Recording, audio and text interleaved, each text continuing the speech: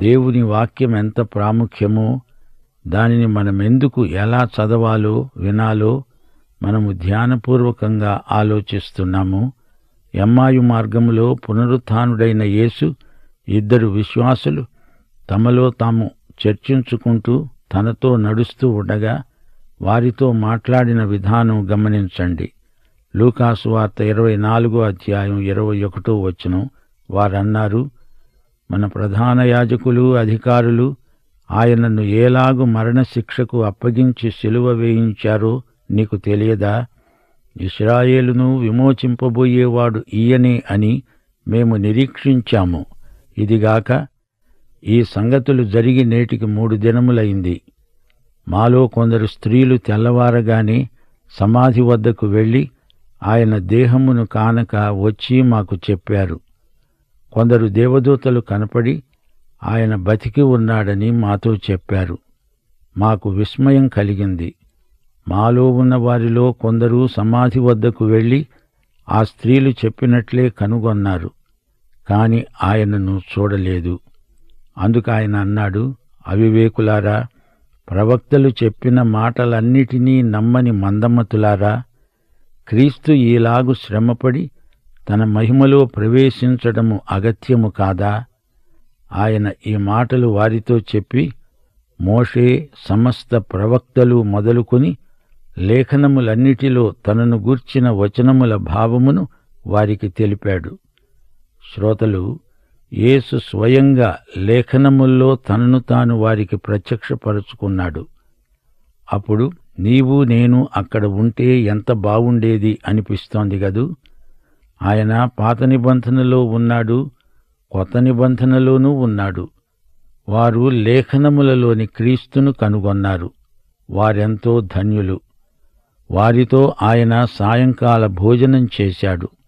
ఆ తరువాత వారాయన మాటలను జ్ఞాపకం చేసుకుంటూ అనుకున్నారు, ఆయన త్రోవలో మనతో మాట్లాడుతూ లేఖనములను మనకు బోధపరుస్తున్నప్పుడు మన హృదయము మనలో మండుతూ ఉండలేదా? లూకాసు వార్త 24వ అధ్యాయం 32వ వచనం.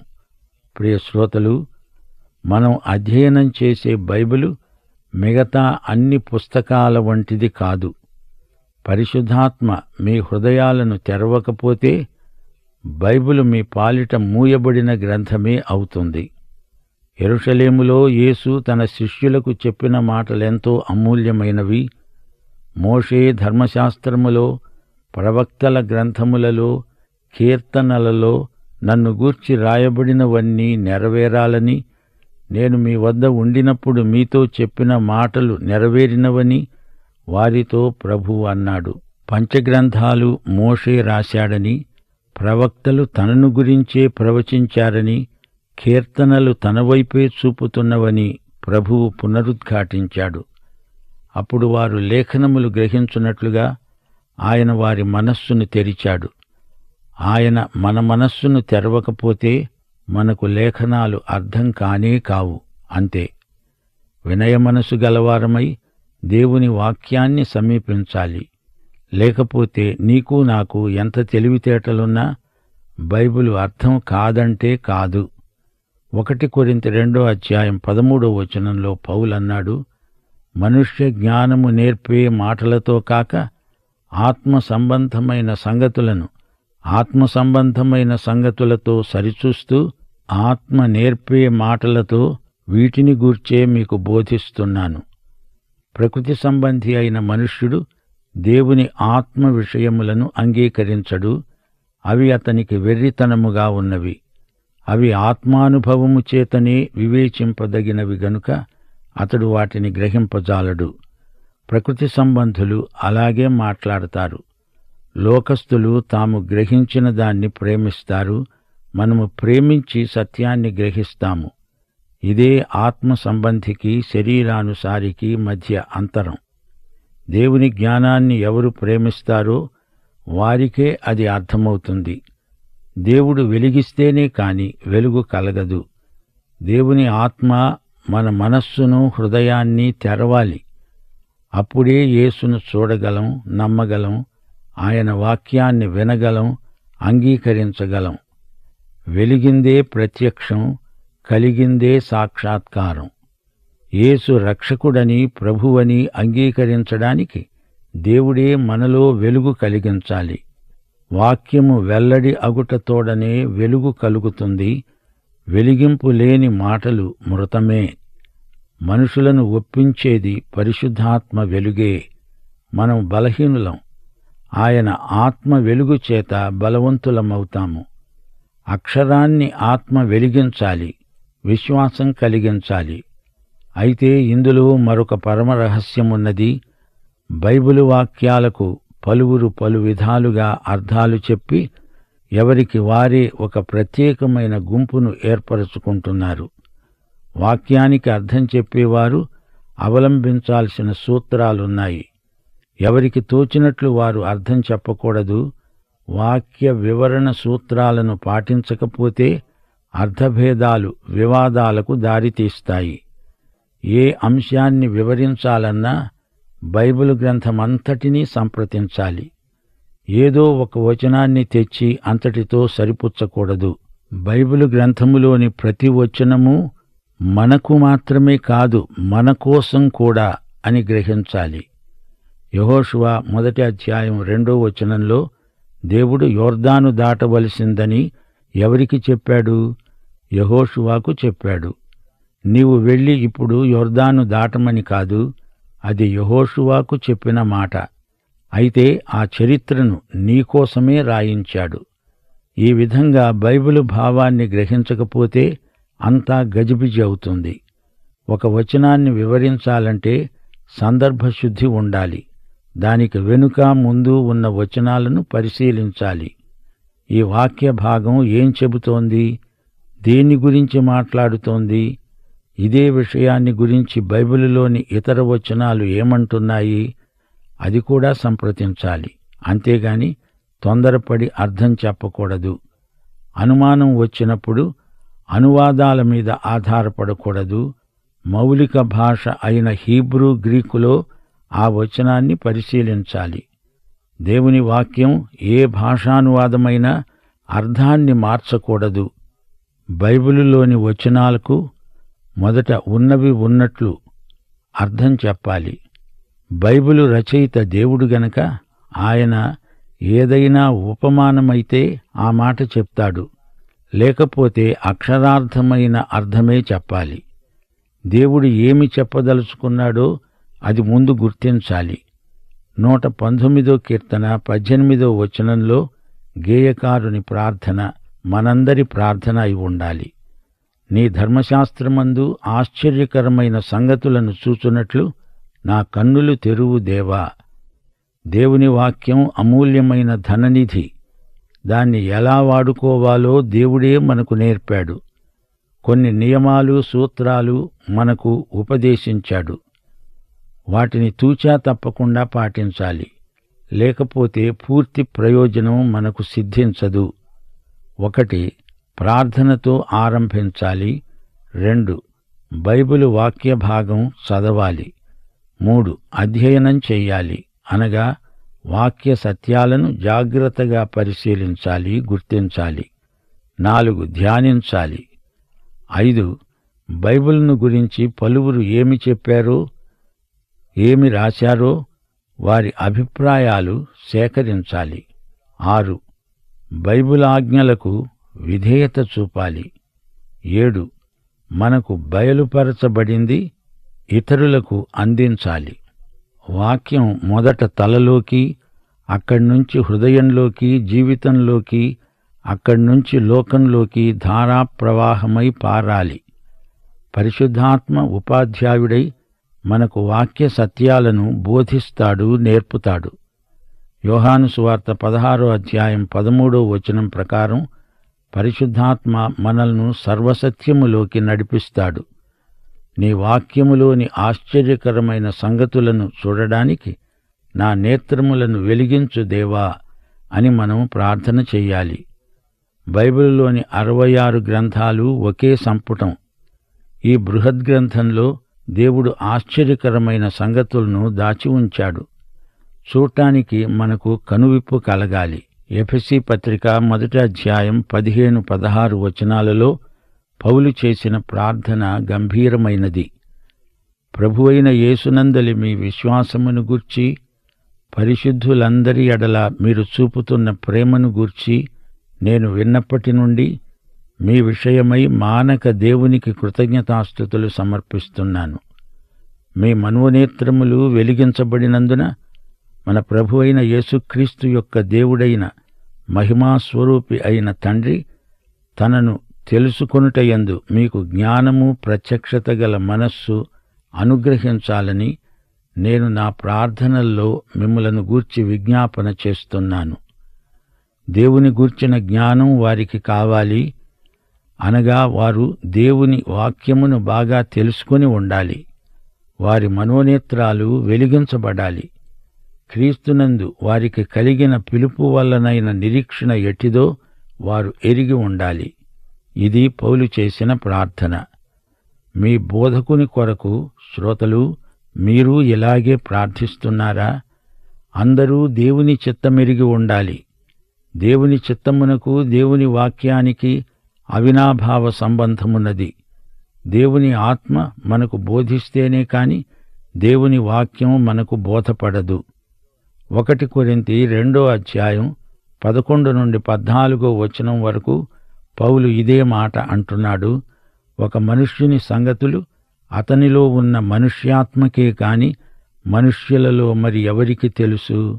అలాగే దేవుని సంగతులు దేవుని ఆత్మకే కాని మరెవనికి తెలియవు. దేవుని వలన మనకు దయచేయబడిన వాటిని తెలుసుకోవడానికి మనము లౌకికాత్మను కాక దేవుని వద్ద నుండి వచ్చే ఆత్మను పొందాము. మనుష్య జ్ఞానము నేర్పే మాటలతో కాక ఆత్మ సంబంధమైన సంగతులను ఆత్మ సంబంధమైన సంగతులతో సరిచూస్తూ ఆత్మ నేర్పే మాటలతో మేము బోధిస్తున్నాము. ప్రకృతి సంబంధి అయిన మనుష్యుడు దేవుని ఆత్మ విషయములను అంగీకరించడు. అవి అతనికి వెర్రితనముగా ఉన్నవి. అవి ఆత్మానుభవము చేతనే వివేచింపదగినవి గనుక అతడు వాటిని గ్రహించజాలడు. దేవుని ఆత్మ మనకు బోధించేటప్పుడు బోధించనివ్వాలి. దేవుని వాక్యము మిగతా గ్రంథముల కంటే భిన్నమైనది. ప్రకృతి సంబంధి అయిన మనిషికి ఈ గ్రంథం బొత్తిగా అర్థం కాదు. అతనికి ఇందులోని మాటలు వెర్రితనంగా ధ్వనిస్తాయి. దేవుని సంగతులు గ్రహించటానికి దేవుడు మనకు తన ఆత్మను అనుగ్రహించాడు. దేవుని ఆత్మే మన బోధకుడు.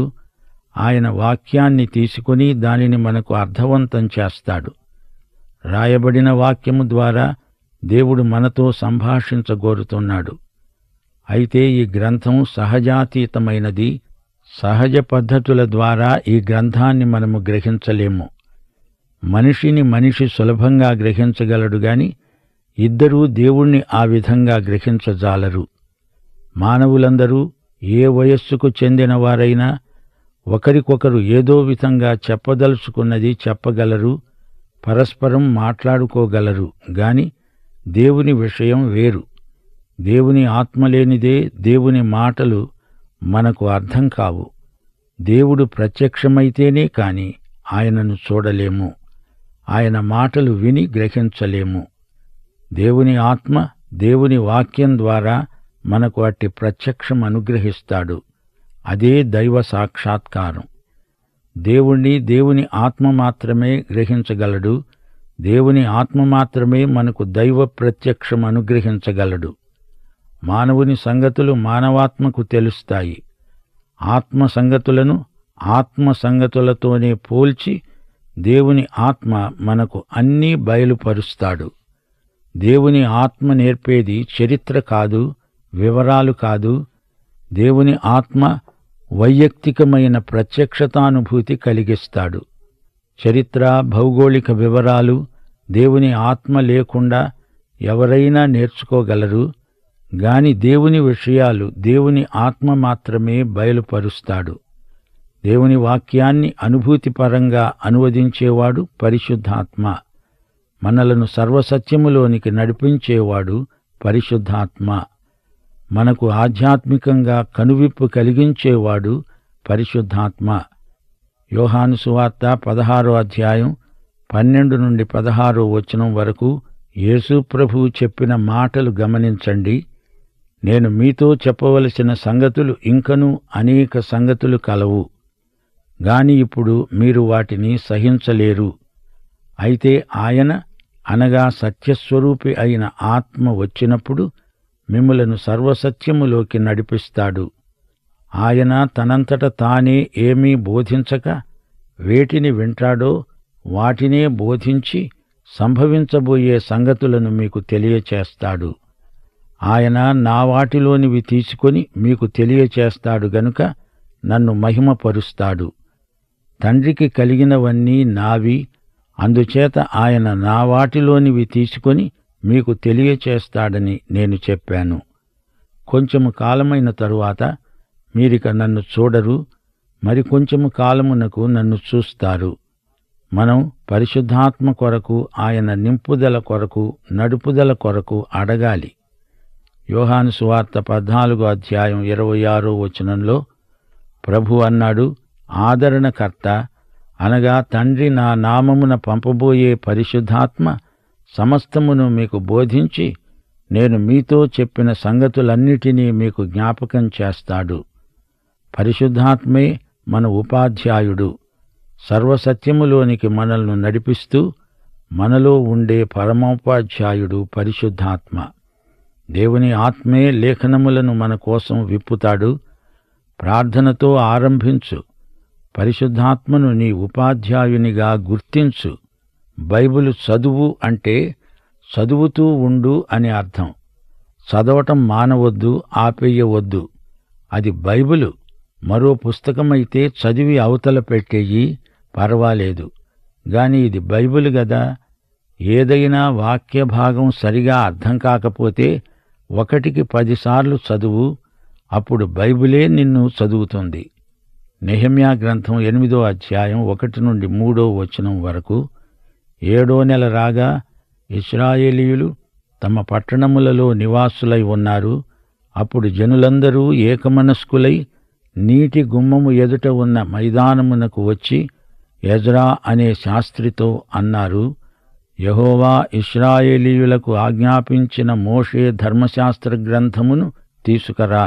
యాజకుడైన ఎజ్రా 7వ మాసము మొదటి దినమున చదువబడే దానిని గ్రహింప శక్తిగల స్త్రీ పురుషులు కలిసిన సమాజమంతటి ఎదుట ఆ ధర్మశాస్త్ర గ్రంథమును తెచ్చాడు. నీటి గుమ్మము ఎదుటనున్న మైదానములో ఉదయము మొదలుకొని మధ్యాహ్నము వరకు నిలుచున్న ఆ స్త్రీ పురుషులకు తెలివితో వినగలిగిన వారికందరికీ చదివి వినిపిస్తూ వచ్చాడు.